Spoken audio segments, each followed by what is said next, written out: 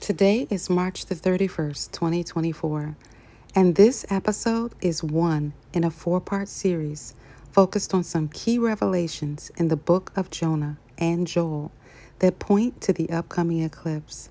The messages in this series are crucial for all Yah-only Israelites and those Hebrew Israelites whom Yah is calling to join his remnant.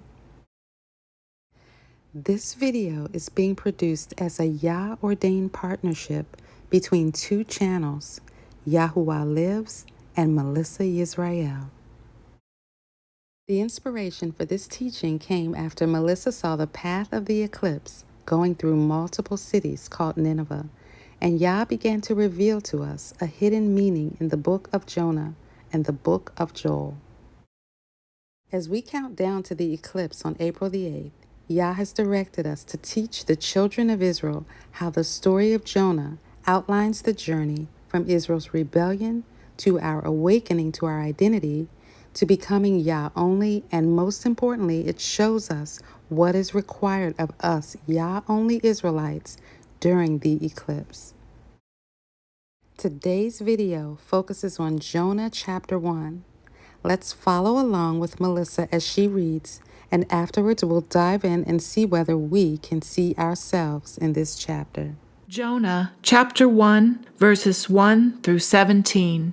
And the word of Yah came to Jonah, son of Amittai, saying, Arise, go to Nineveh, the great city, and cry out against it, for their evils have come up before me. But Jonah rose up to flee to Tarshish from the presence of Yah, and went down to Joppa, and found a ship going to Tarshish.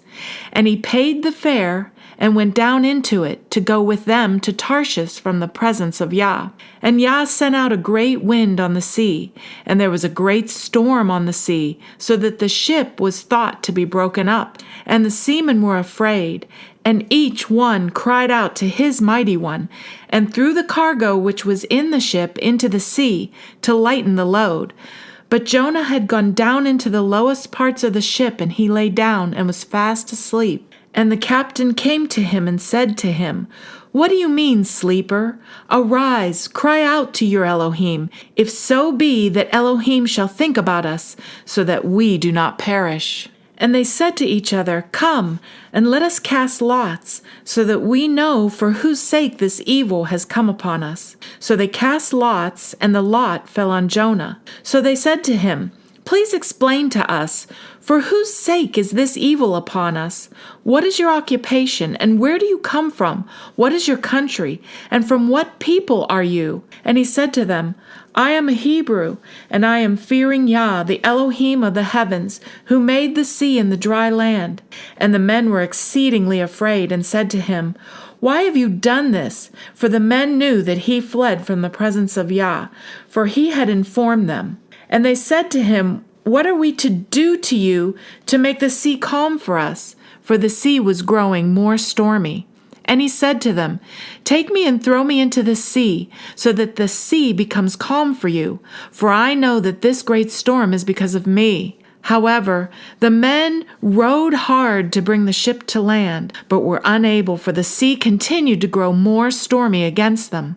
And they cried out to Yah and said, We pray, O Yah, please, let us not perish for this man's life, and do not lay on us innocent blood, for you, O Yah, have done as it pleased you. Then they took Jonah and threw him into the sea, and the sea stopped raging. And the men feared Yah exceedingly, and slaughtered a slaughtering to Yah, and made vows. But Yah appointed a great fish to swallow Jonah. And Jonah was in the stomach of the fish 3 days and 3 nights.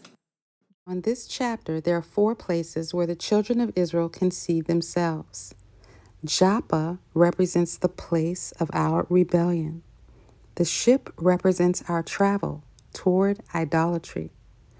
Being thrown overboard represents our awakening and partial separation from paganism. And the fish represents our continued reliance on the idol of Christianity. So let's uncover these one by one. Joppa is a seaport where ships come in to bring wood for the house of Yah.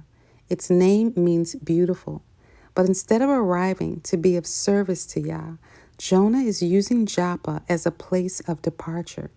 He is fleeing from the face of Yah, and he's heading to a place called Tarshish, which means a gold-colored stone. And as we insert the house of Israel into the story, this gold-colored stone called Tarshish symbolizes idolatry. Jonah's presence in Joppa symbolizes the rebellion of the children of Israel. The Most High told us to have no other gods before him, and he specifically told us not to make gods of gold. But we refused to listen and would not forsake the idols of Egypt, even after Yah brought us out of the house of bondage. It was not long before we made a golden calf and called it a god. Jonah paid the fare and went down into the ship. Now, the fare that Jonah paid symbolizes the price that we pay when we rebel against Yah. Because of our rebellion, the Most High scattered us by ships to the four winds, where we would worship gods of wood and stone that our fathers did not know. And so in this story, we see a great wind is sent after the ship of Jonah, a wind so strong that it almost destroyed it, just like our 400-year captivity almost destroyed us. The second place where the children of Israel can see themselves is the bottom of the ship. Jonah, sleeping in the bottom of the ship, symbolizes the time of our captivity. We have not yet awakened to our identity at this point.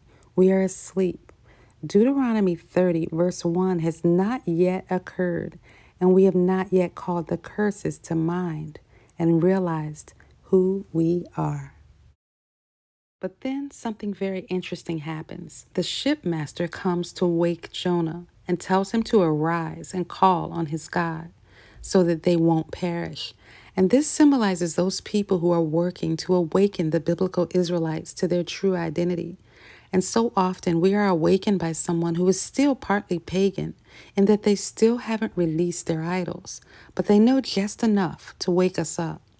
Notice how the people begin to ask Jonah who he is, where did he come from, what's his occupation, what's his country, and who are his people.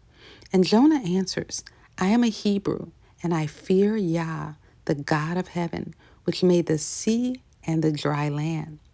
This is what happened to us.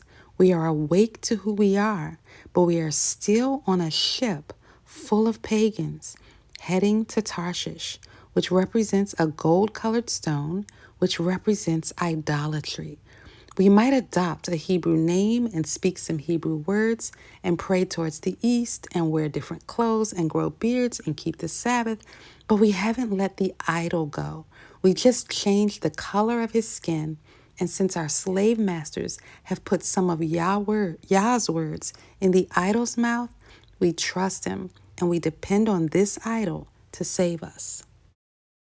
Now, the people on the ship had already cried to their gods, and they had already thrown everything possible off of the ship. So they cast lots and discover that Jonah is the problem.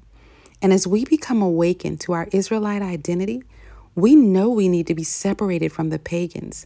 And we believe that if we separate, then Yah won't be angry with us anymore.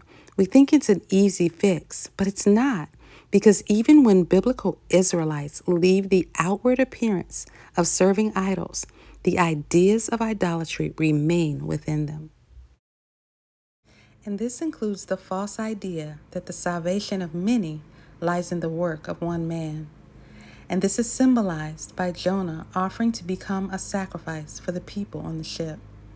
For us newly awakened Israelites, the idea of salvation through the idol follows us after we separate from the pagans. And that explains what happens next. So Jonah is thrown in the water, and Yah prepares a fish to swallow him up. Now the fish represents Christianity, and this is where biblical Israelites get stuck. There is no exiting the fish. Yah has control of if and when the fish spits us out, and we become truly Yah only. The fish is a time of testing. When we enter the fish, we still believe that the idol is the key to our salvation, and we are still clinging to the New Testament that we got from our slave masters.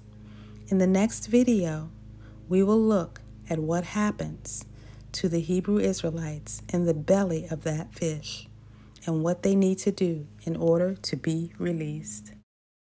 So stay tuned for part 2.